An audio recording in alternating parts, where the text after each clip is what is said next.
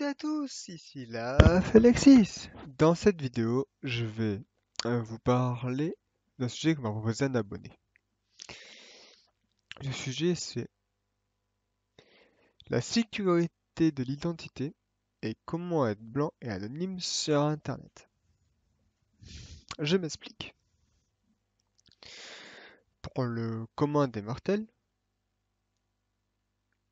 nous ne pouvons jamais, je dis bien jamais, être anonyme sur Internet. Ceci dit, il existe diverses manières d'être anonyme sur Internet pour la majorité de la population qui ne s'y connaît pas en informatique, notamment en utilisant des VPN, des proxys, etc., etc. Ou en utilisant comment dire, des, on pourrait appeler ça la face cachée d'Internet, qui s'appelle donc le dark web, le deep web, selon les secteurs, les régions, etc. Bref, ce que je veux dire par là, vous ne pouvez être anonyme sur Internet que par deux manières. Soit vous communiquez en langage crypté, soit vous êtes uniquement anonyme sur Internet pour le commun des mortels à l'aide de VPN, qui n'est plus ni moins qu'un masque. Sauf que le VPN ne vous protège en rien des différents gouvernements, contrairement à la messagerie cryptée, si elle est cryptée dans à un certain degré, ça mettrait des années à décrypter, sauf avec la clé de décryptage. Ce que je veux vous dire, c'est que pour le commun des mortels, nous ne pouvons pas être anonymes. Seules quelques personnes sur Terre sont capables d'être complètement anonymes sur Internet. On ne peut pas être tout n'est pas tout blanc et tout noir sur Internet. Tout le monde a déjà entendu parler du deep web, le web, la face cachée d'Internet,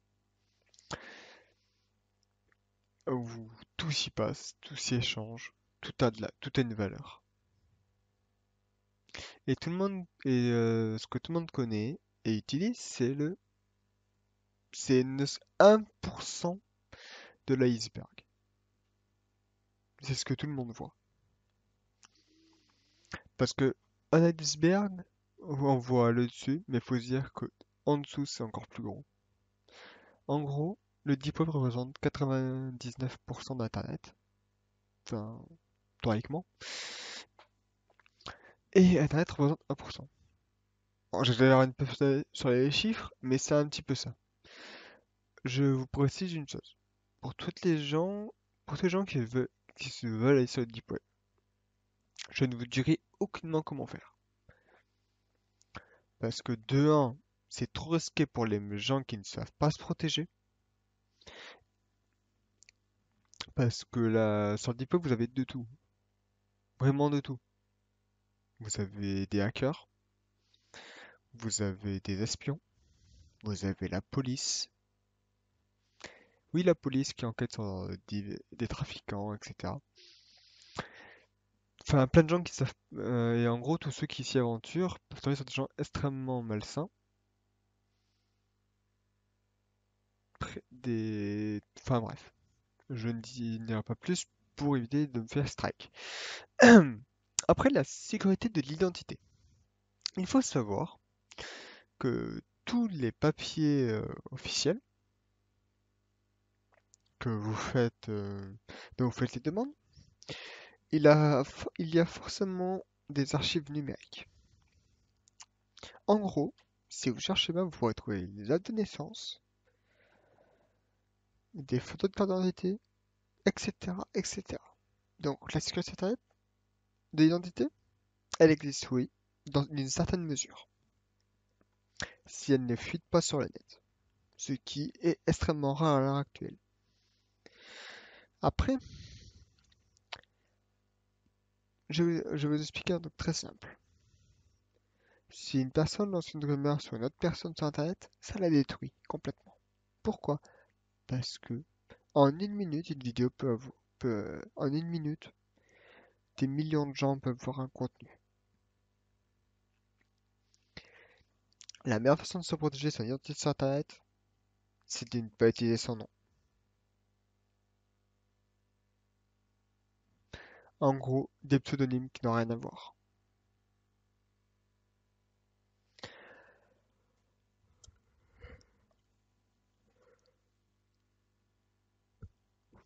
Vous allez me dire, ouais, mais du coup, en fait, les VPN, ça sert à rien.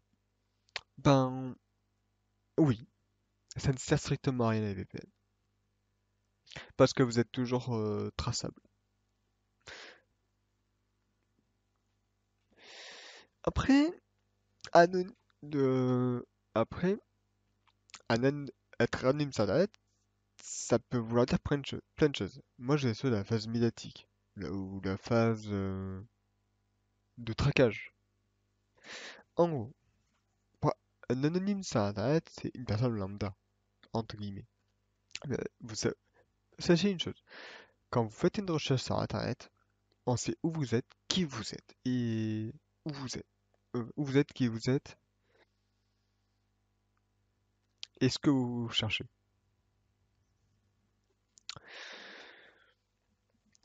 L'identité peut être protégée sur Internet par plusieurs biais. Euh, En assumant complètement ce que vous faites, en,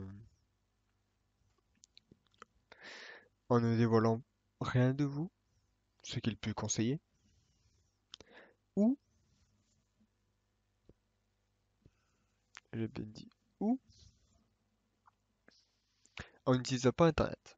Bon, si vous êtes là sur votre dos, c'est que déjà vous avez été identifié, etc., etc. Enfin, ce que je veux dire, c'est que les gouvernements, les quelques hackers qui sont capables de vous tracer, savent vous en faire rien. Bref, en gros, plus sérieusement, arrêtons de divaguer. On peut pas être anonyme sur Internet. On ne peut pas être blanc.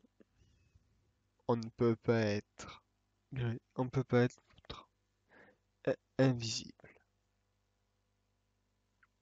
Parce que tout ce que l'on fait est collecté et chiffré. Ensuite,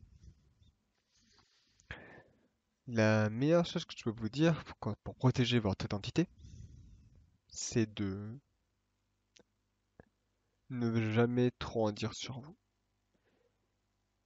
Personnellement, moi je suis pas ça, je fais juste attention à ce que je fais.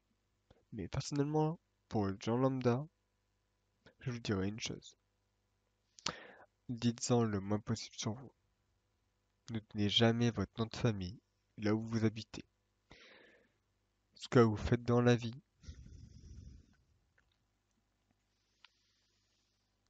vos passions, etc.